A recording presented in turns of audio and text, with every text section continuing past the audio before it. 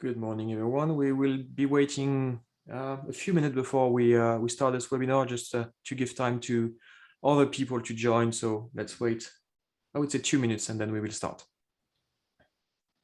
Perfect. Thanks, Matt.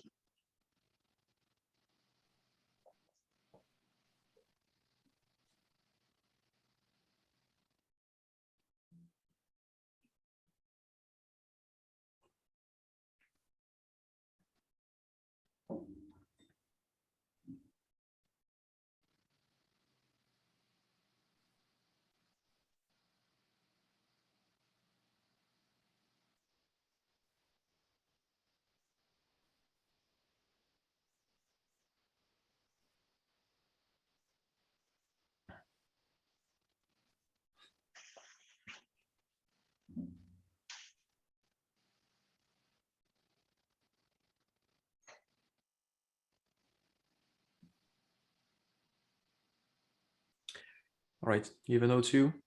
Over to you, Frederick. We can start. Perfect. Thanks, Matt. First of all, I'd like to welcome everyone to this webinar today, which has the topic Securing Active Directory, the key entry point for recent cyber attacks.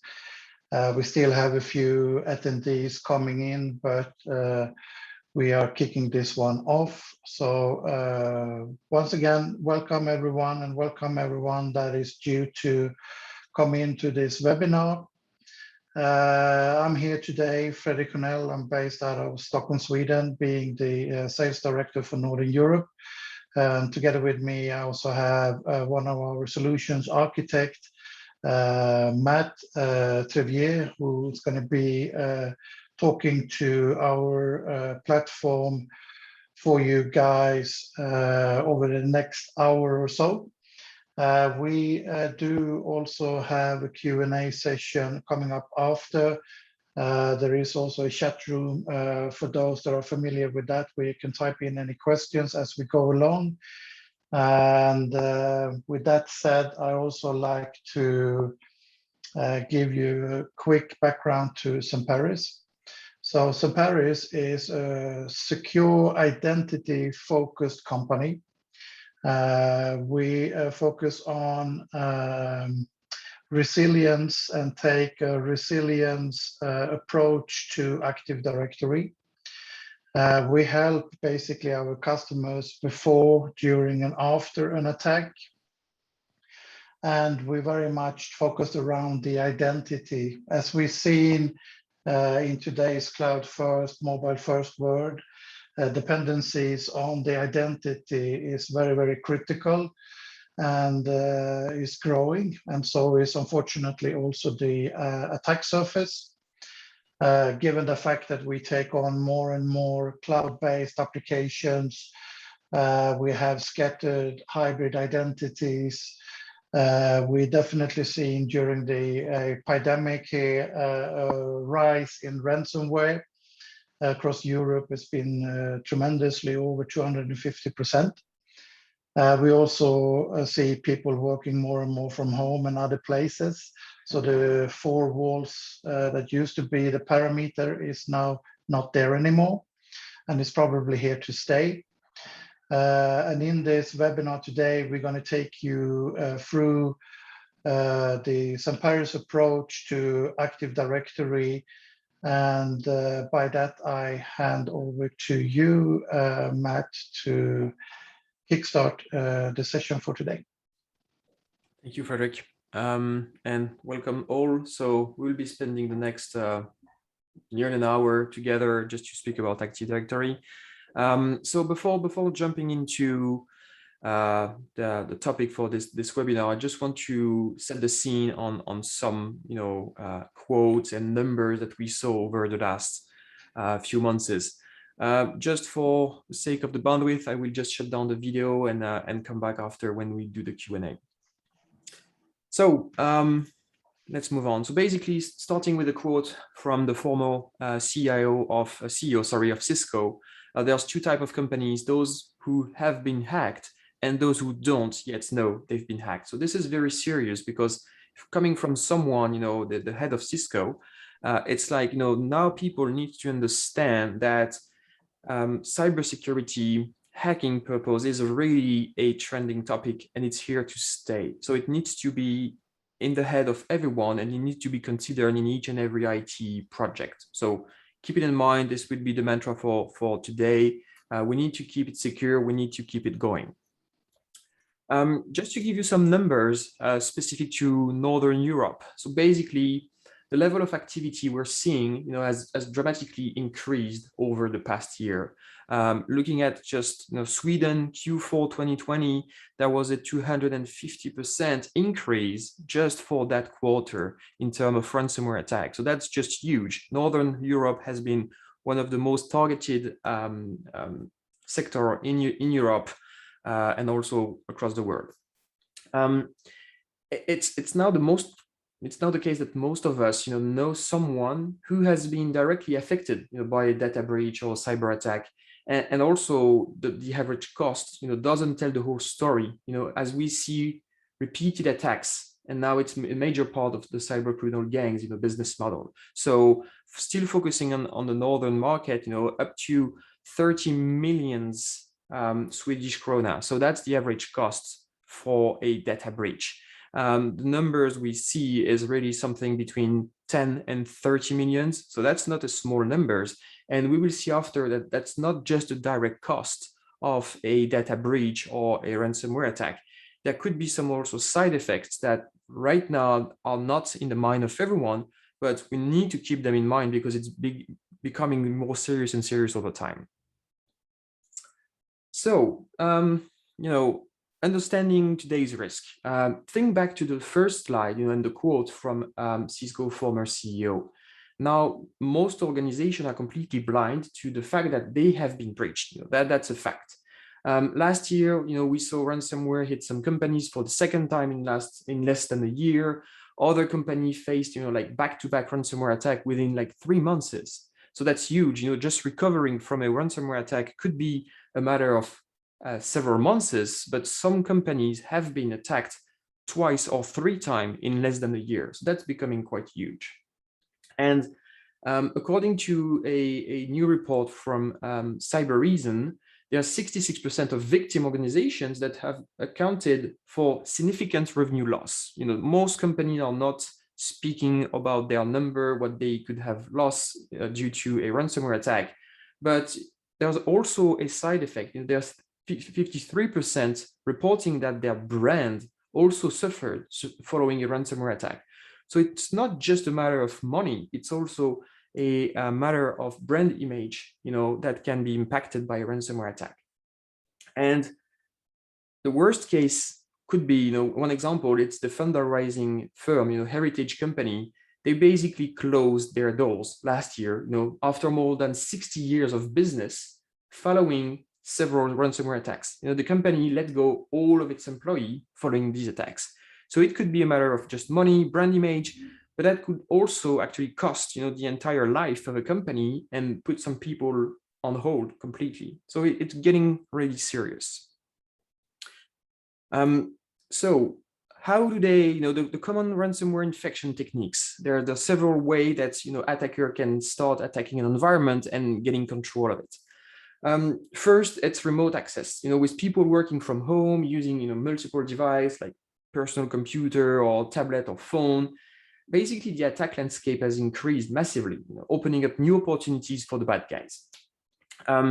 RDP is still, once that was the preserve of the administrators, now it's commonly used, across the board by remote worker to access resources, servers, or maybe even, colleagues' machines.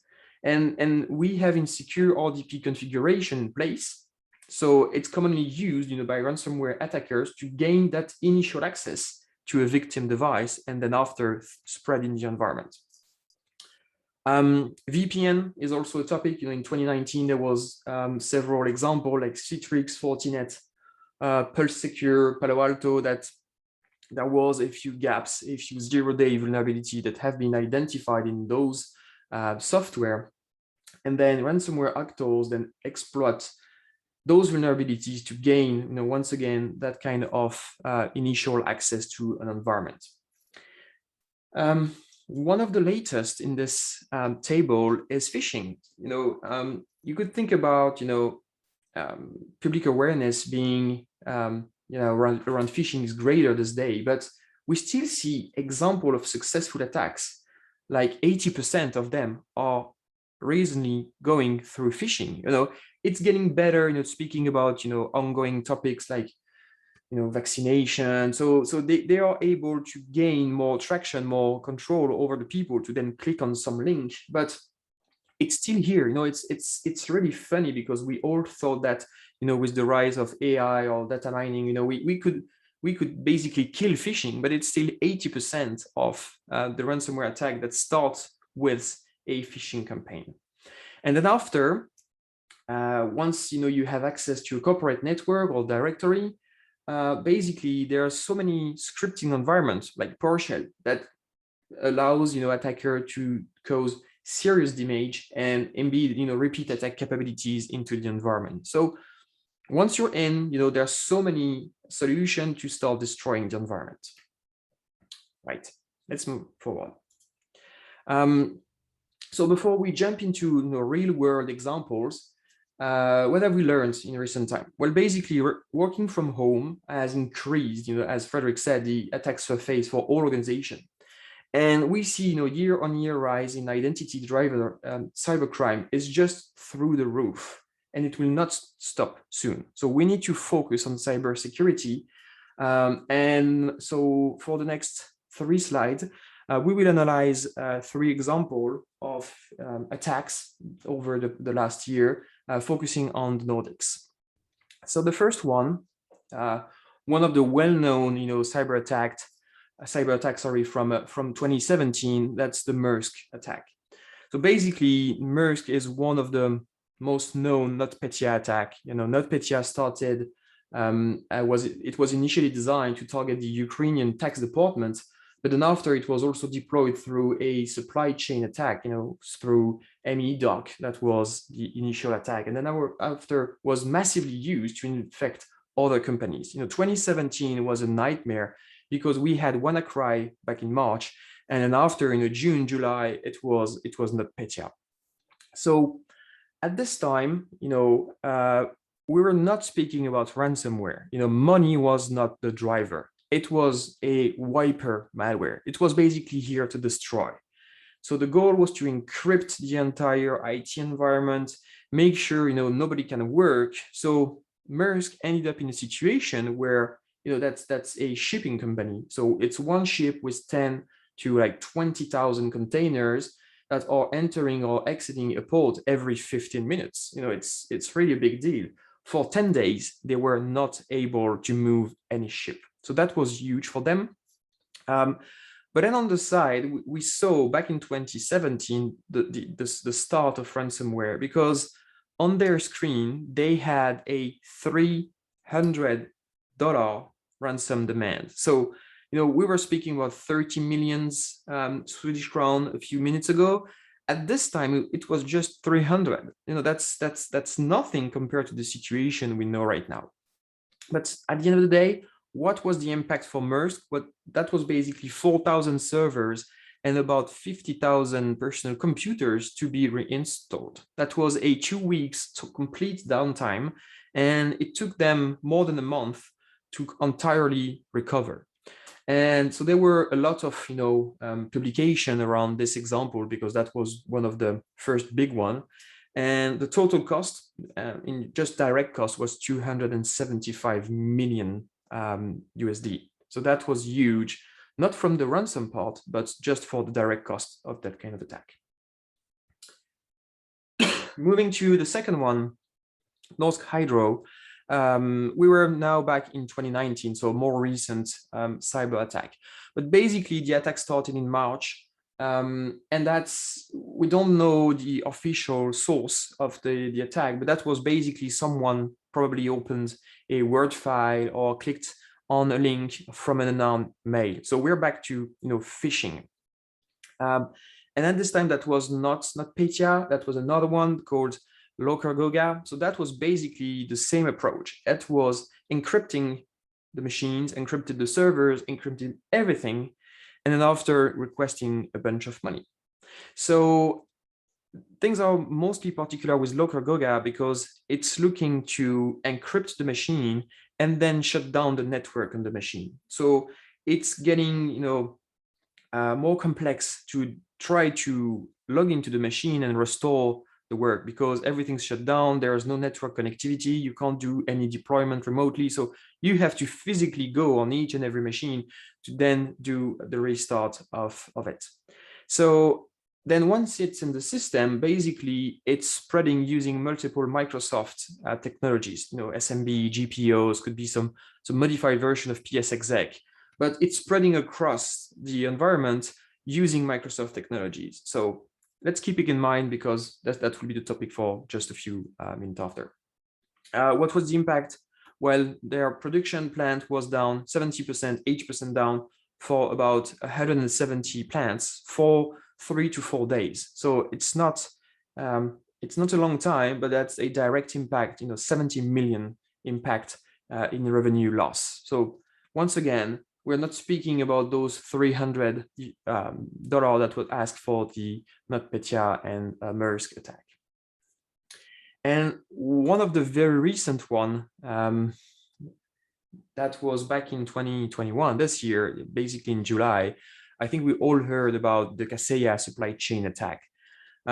Basically, Kaseya is with SolarWinds, two of the well-known supply chain attacks now. And to quickly explain how this supply chain attack worked, basically the ransomware gang Revol was able to compromise Kaseya's IT management solution called VSA through some kind of zero-day vulnerability, and then deploy a ransomware encryptor to all connected endpoints, starting with MSPs and then rolling out to the end customers. So basically then ransomware was activated due to VSAs having high privilege on those infected machines. So once you infect the first machine, you still got those high privileges and then you're able to spread in the entire environment. And unfortunately for Coop, they rely on a company called Visma Escom to manage all their cash registers. And so Visma Escom was using VSA for the IT management tasks. So Coop ended up in a situation where all their cash register were encrypted and they were forced to close all stores. So, and then after their partner had to visit all stores one by one just to restore all the cash registers. So basically the end situation was 800 stores were shut down from between 3 and 8 days. So that's a direct impact on our daily life because people were not able to just go for some grocery shopping. That's a direct impact. We're not speaking IT anymore. We're speaking direct impact on everybody's life. The ransom, it was 70 million USD. Basically, that was a global ask, not just for Coop, but for all the impacted by this Kaseya and by the Revol gang. But at the end of the day, they ended up restoring everything. The ransom was not paid, at least that's the official version, and they were able to recover after a bit more than a week. So what does those three examples have in common? Well, there's one thing in common: Active Directory. It was a target, it was an attack vector, but everything goes back to Active Directory. For Maersk, it was a highly privileged account that was compromised, and then that allowed the attacker to spread in the environment and to encrypt all the machines. Norsk Hydro, that was the same, a privileged account that leaked, and also Microsoft technologies that were used to propagate into the environment. And Coop, same approach. VSA was using a service account with a lot of privileges, and then it was used to compromise the initial machine. And then after compromising the first machine, then you were able to try to dig into the environment, find other vulnerabilities, and then spread into this environment. So we're back to 101 of IT, Active Directory, and especially 101 of identity. So why AD is a target? Well, basically, AD is weak by design because it's been introduced in 1996. It's been rolled out with Windows Server 2000, and nobody thought about cyber attack. Nobody thought about ransomware attack at this time, so it's definitely not adapted to what we see at the moment. And also it just works. So lots of people, they don't care about Active Directory. They are just, looking at it, using it, but not taking care of it. So we see production environment, production design that are 10 plus years, 15 plus years. So once again, they are not adapted to today's challenges. Also, AD is just growing and just moving every day. It's not a fixed solution. It's something that is living on a daily basis. You can have thousands, millions of transactions every day, and new business needs coming, to deploying Microsoft 365, deploying another application that will require privileges or creation of some stuff. And so you introduce new backdoor every day. And so you need to be careful on what you're doing in Active Directory. And last but not least, Active Directory, that might look easy to manage, but it's a very complex environment. So it's very rare and to find people with Active Directory skills, not the basic skills, but the really advanced one that are able to create design, do a security related environment for Active Directory. So it was just no attention to this solution for too many years, and we need to come back to the roots of IT and identity with AD. It was just giving too many privileges to anybody, not having any password policy, no patch management, and also people are just considering Active Directory as a Windows service.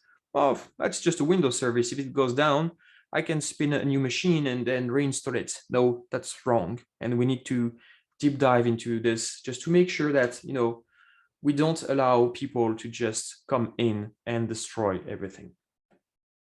So today's risk, I won't spend that much time on that topic because I think you're all aware of that. But that's basically, we moved from working in a building with a computer that is approved by an IT department with applications that are still on-prem to something that is, working from everywhere. And that was also a big push due to the pandemic we have at the moment, but also working with applications that are in the cloud. So we have multiple hybrid identities in the different cloud. And also starting 2017, we saw the rise of ransomware attacks. So it's the attack surface is growing, and it's also changing from physical security. And I'm not saying that physical security is not useful anymore, but the criticity of physical security is not that much because we are well prepared on that part. But the new perimeter for our company is mostly identity. All the privileges that I'm giving to someone, it defines my security perimeter. And if we refer to Microsoft, well, identity starts with Active Directory. Even if Microsoft is saying that everything should go into the cloud and we should use Azure AD as our standard, it's still not true. And I truly think that, over the last 5 to 10 years, we still have Active Directory for our main IT repository on-prem. So we need to secure it, because if for some reason, AD is not secure, then by some, replication or synchronization processes, then nothing's secured, because Active Directory identity is used first in Azure AD, but then also after maybe with some third-party application like Salesforce, Okta, G Suite, you name it. We are trying to focus everything back to AD or some version of the identity that we're pushing to third-party system. So if I gain access to your Active Directory, then by doing some lateral movement, I can access the Azure AD environment. And doing another one, I can access your Salesforce environment. And then with this, I can basically access every data and then start, well, stealing some data or destroying it. So what does it take to protect and secure AD? So I just wanted to have some, level 1, level 2, and level 3 improvement strategy that one could put in place just to make sure that the AD environment is a little bit more secure. The level 1 strategy could be just perform a vulnerability assessment of your AD. As I said, most of the design are 10 plus years old. It's not adapted to today's threats. So we just need to make sure that at least, we know it. We know, are we following the state of the art in Active Directory? Short answer is no. What are the vulnerabilities in my environment? So it's just a matter of a few minutes to understand that a vulnerability assessment can bring a lot of value in your environment. Second one would be just patch your domain controllers. For years, people have not patched their domain controller because that was critical work. They don't know about, will it restart? Okay, so they were just on the side with no patch management and nothing. Well, guess what? There was 0-day vulnerability coming in, like the zero logon, like the print nightmare, like Petit Potam, everything that was identified. It was fixed by patching. So please start patching your DCs. It's not a big deal. It will start. It will work. Now Microsoft is used to that process, and it will save you quite a few headaches. Moving into other, improvement strategy could be, encrypting both hardware and for workstation and servers. We are traveling a lot. Well, not that much at the moment, but we've been traveling a lot. It's very easy to steal just a laptop and gain access to a first computer from the environment. And then once we have access to this first computer, then we can think about, moving into your entire infrastructure. Then make sure that we secure the access to the main controller. How many times do you see people doing RDP to a domain controller to do some administration tasks? Well, guess what? It's not needed anymore. It's not needed for the last 10 years. You could use a third-party solution. You can use, basically Windows, administration workstation dedicated to this task. Connecting to a DC is just one of the major threats that you can have, because basically you have your credentials stored on that DC. So if for some reason that DC is compromised, then everything is compromised. That's just truly a pain. And then also, as I said, AD is not a Windows service. That's not just a Windows service. So you need to be aware of what my architecture, what my design, what's my security approach for Active Directory. This is something that needs to be maintained and improved over year. Moving into what I call level 2 improvement strategy, it's just, follow Microsoft baselines, deactivate what's obsolete, harden your GPO, because GPO is still a way to spread into an environment. Just review your privilege on a basically yearly basis. Make sure that, you lower the privilege to just a minimum. It's really something that needs to be improved.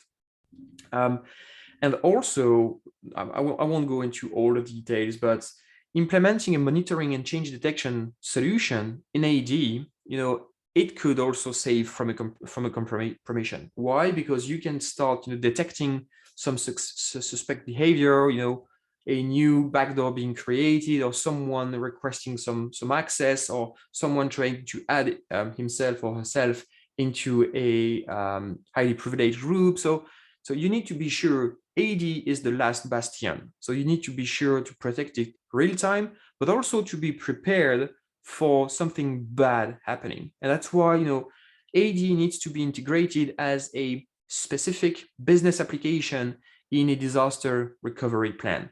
And usually I'm not calling this a disaster recovery plan anymore. I'm mostly using the cyber resilience plan. It's not a disaster recovery. It's not, earthquake or something happening. It's cyber orientated, and that becomes the new disaster recovery plan. And that's just a quote from the law number 1 is nobody believes anything bad can happen to them until it does. And I highly encourage you to look at the second link in this slide. That's the 10 laws of IT from Microsoft, and that's quite funny to read. Moving into level 3, what I usually call God mode, it's implementing what Microsoft called the tiering model, or used to call the enhanced security administration. But basically, the Red Forest, Microsoft decided to basically stop pushing it. And they introduced two different approaches, one being the privileged access management strategy and also the rapid modernization plan. So those two plans are a mix of on-prem and cloud solution to make sure that your environment gets secure. It's not just about AD, it's a complete story that is recreated, but at least you end up in a situation where you're in a very secure environment. But that's also very complex to build. So we just spoke about enhancing the security, making sure that our AD is secure, but guess what? The people in front of us, they are always clever. They are always more clever than the people that are defending. So at some point you will end up in bad situation. And the question is, are you ready? And so the short answer is everybody has a plan till they get punched in the mouth. And obviously I don't want to receive that kind of punch in the mouth because I'm not sure if I will be able to stand up after. So when we're speaking with people, usually they are, yeah, we have backup, we have a plan. But when you start digging into that, it's, yeah, but we're just, that's just a theoretical plan. We're not testing it every year, or we are not testing the entire plan. We're just testing a small part of it. So it's usually a challenge to make sure that if something bad happens, you will be able to recover quickly in a safe environment and sure that you can move forward without, reintroducing anything. So for those who are familiar with AD, there was a procedure created by Microsoft a few years ago that is 28 steps. It's 96 pages if you want to print it. And guess what? If something that bad happens to you, you should aim for printing it, because when you will try to log in on a workstation that is encrypted, to access a network share that is not reachable anymore, to then print the procedure on the printer that is also not connecting to the network anymore, well, you will end up in a bad situation. So, it's that kind of thing that we need to think about before being in such a scenario. So 28 steps, very sequential steps that take a lot of time. If you do one mistake, then you will start from scratch again and again and again. So that's why we're speaking, it could take days, it could take weeks just to rebuild an AD environment. And even if you have, a solution that is saying it's doing AD backup because it's backupping, NTDS.date and so on, well, guess what? This solution is just focusing on step 3 and step 4 of that procedure. Everything else, looking for malware, because, well, guess what? Your backup, they might have some malware in it. So how do you make sure that you don't reintroduce the malware? That's a big story. There was a company back in France, November 2020, they were hit by a ransomware attack. They went down, entire infrastructure encrypted, and they just restored everything from backup. They followed the procedure, step 1 to step 28. Everything was okay, but 2 weeks after, they went down a second time. And guess what? They introduced the malware as part of their backup. So we need to make sure that, we're looking for the malware. It could take time. It could take days before you say, okay, that environment is stamped, I can move forward on the next steps. And then after even moving forward on the next steps, you will end up for each domain, for each DC in the domain. So it will take really days and days to be able to recover. What we want to provide is something more straightforward, and we will see this right after.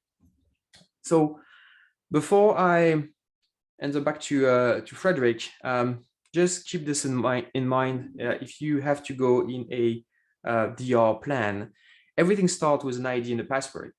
So first thing you need to recover is the credentials. And from an AD and Microsoft standpoint, it's AD. So every minute you will lose on recovering an AD environment is something you will never get back. So in a critical situation, it's also critical to make sure that we can compress this time to as little as possible.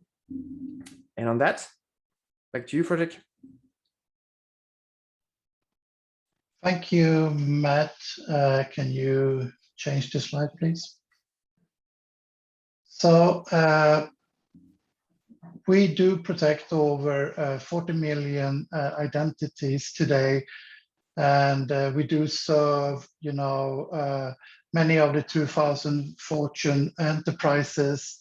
We also do include some of the largest and most complex identity environments via some of the biggest companies in various verticals like Walmart, like HCA, Hertz, and BNP in France, for instance.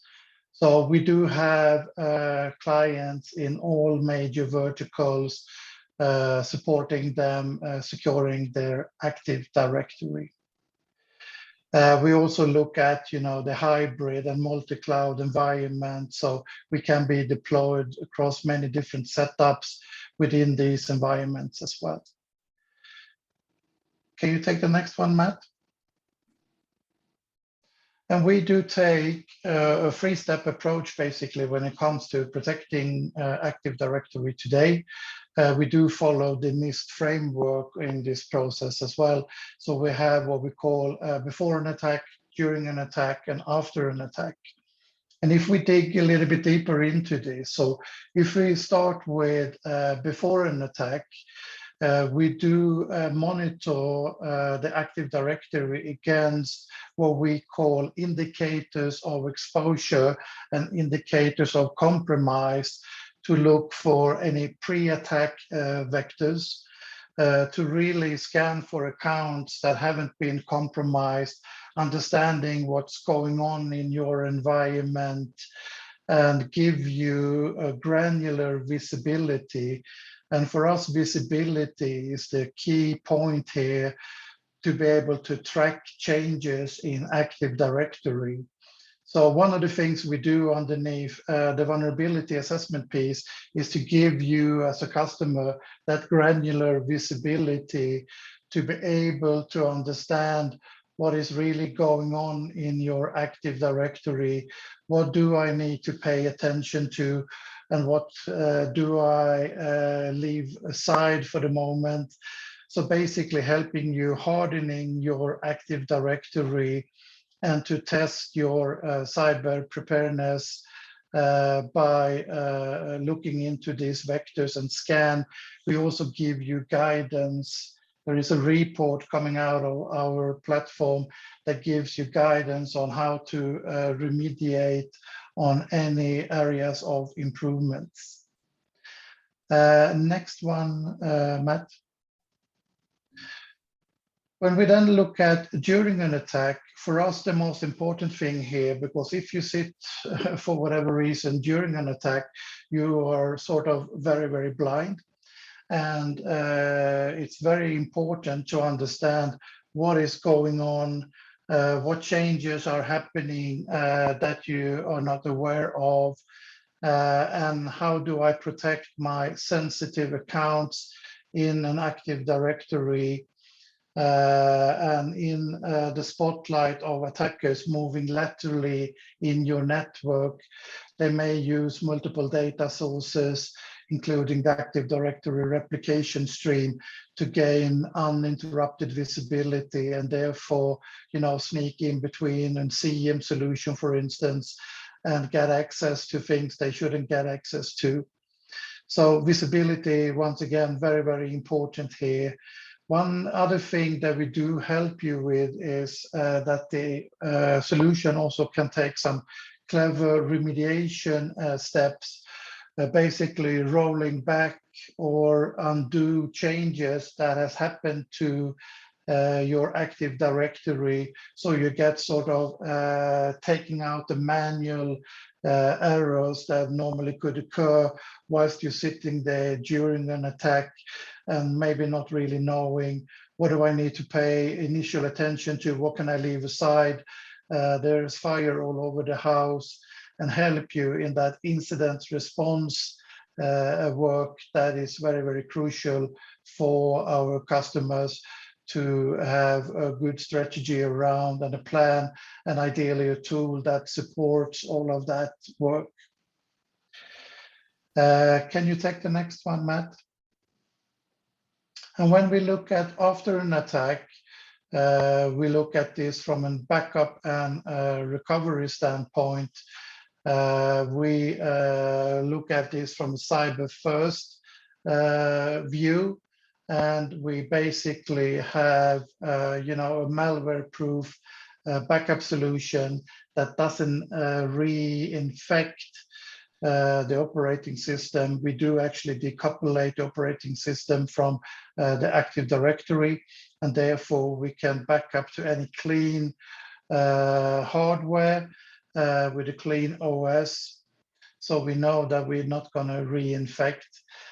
We do also have an automated forest recovery that recovers the entire forest in just a few clicks.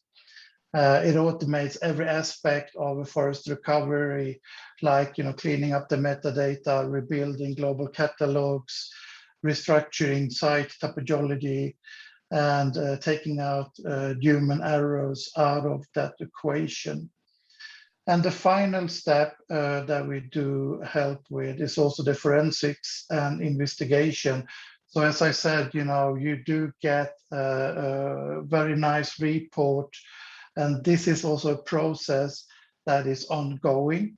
So it's not a one-time thing that you do. This is an ongoing process where you constantly monitor and track changes and attack vectors onto your Active Directory, and therefore making sure that, you know, if your AD isn't secure, nothing is secure, right? So you need to pay attention to this. And if you haven't done that yet, we strongly recommend you to take a deeper look at your current DR plan. Is that a solid one? How much of a manual effort are we using today? How many people and man hours do we spend? Do we test our DR and recovery plan on a regular basis? That is something that we also can help with an offline setup.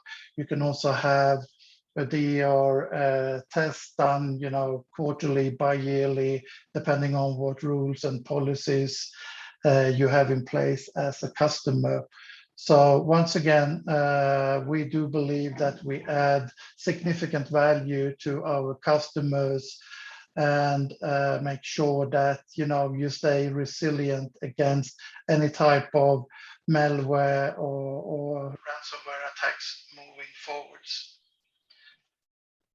With that, I leave it back to you, Matt, to take a few more slides before we conclude today's session. Yep, thanks, Frederick. So very quickly to just emphasize what Frederick just said. So the first tool we spoke about, you know, this before an attack, it's called Purple Knight. That's an assessment tool for Active Directory.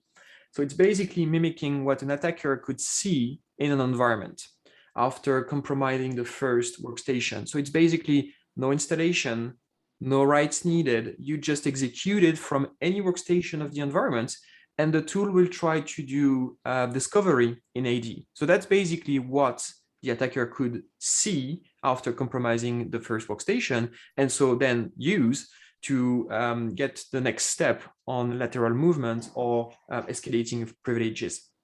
So the goal of that tool is just to generate a report of about 75 indicators that, you know, might be misconfiguration, that might be zero-day, you know, vulnerability, like I said, you know, zero logon, print nightmare, petit potam. So basically everything that is related to AD security and configuration, you will have a highlight of this in 5 different categories with a guidance to make sure that, you know, you can take the right actions to increase your AD security.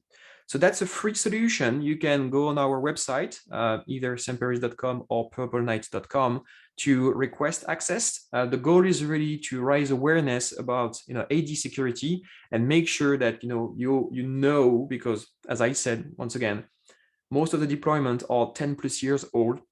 So we need to make sure that, you know, compared to the actual threat, we're in a good situation. And guess what? The answer is we're not. So just make sure that you download Purple Knight, you know, take a snapshot environment, test it, and we're happy to spend a few minutes with you after just to analyze the report and make sure that you can take the first right actions. Then after moving forward, we are in between, before and during an attack, we have DSP, Directory Services Protector. So the goal of DSP is to do a continuous monitoring of the environment just to make sure that we don't have anything appearing. As I said, AD is something that is consistently evolving, changing, having new requirements. So we might create some new backdoors, some new vulnerabilities. So DSP will track every changes that happen in AD, and then first, can send you some alerting, so detecting any threat that is ongoing, but also responding to that threat. So I can design my governance model into DSP, and if for some reason one of my rule is just some action is taken against one of my rule, then the tool will detect it and remediate.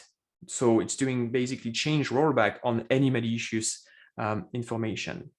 And so last but not least, one very interesting feature is providing a tamper-proof tracking report of every changes that happen in AD. So for some reason, if your environment gets completely wiped out, then DSP will provide all the information to understand what happened, identify the compromission chain, and make sure that you can undo any change in the restored environment before putting it back to production, and make sure that you have a safe environment. And third solution, so we are now after an attack, we need to recover the environment. It's ADFR, Active Directory Forest Recovery. So the name speaks for itself. We're focusing on the Microsoft REST recovery procedure and making sure that we shorten the time by 90%. So we should stop speaking about days to recover an Active Directory and speak about hours, because it's business critical. So using ADFR, we're sure that we can do a clean restore, being sure that we are not reintroducing the malware because we have a very specific way to back up Active Directory.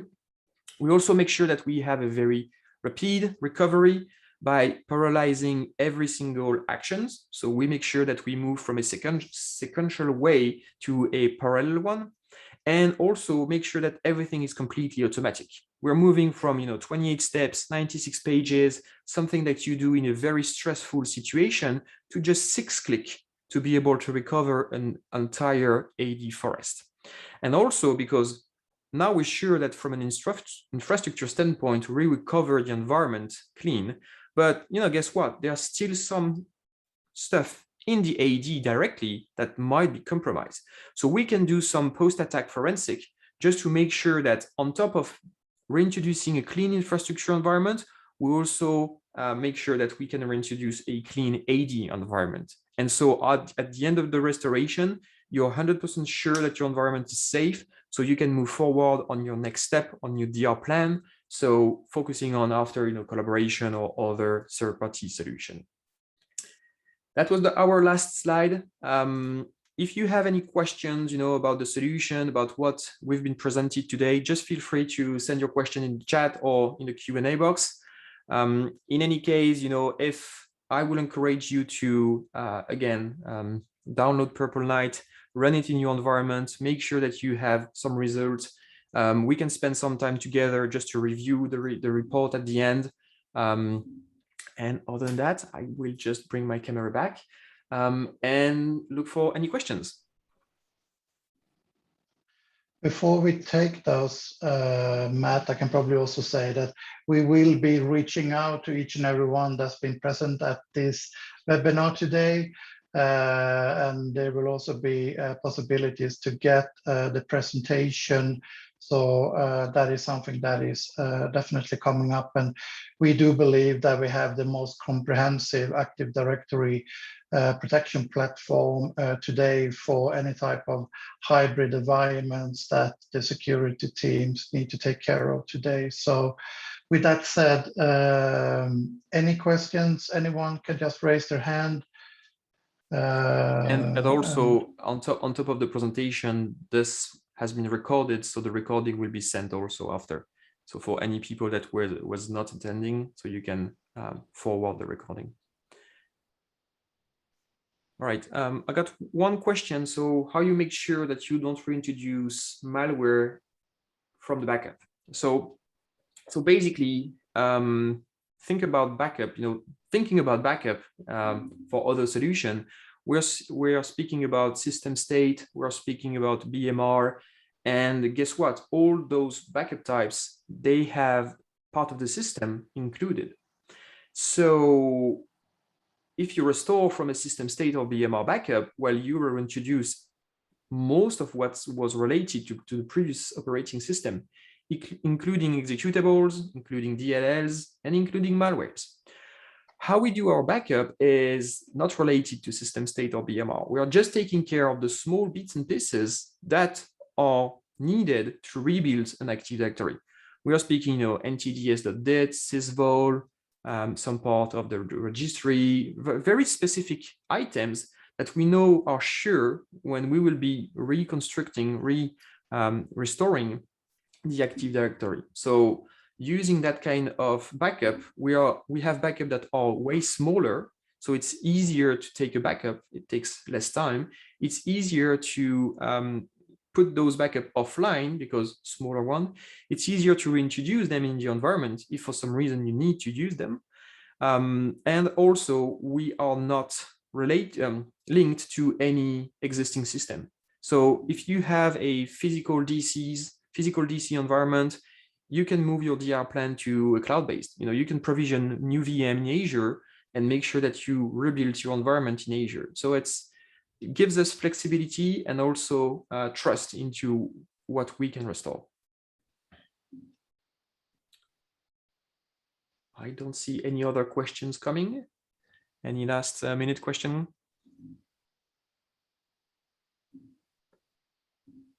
Right. No more questions. I think that's a wrap. Thanks everyone for attending. I hope you found this presentation useful. For any question, just feel free to reach out to either Frederick or myself. And I hope we will see you soon to another webinar. Thanks everyone, and thanks for today. Thanks, Frederick. Bye.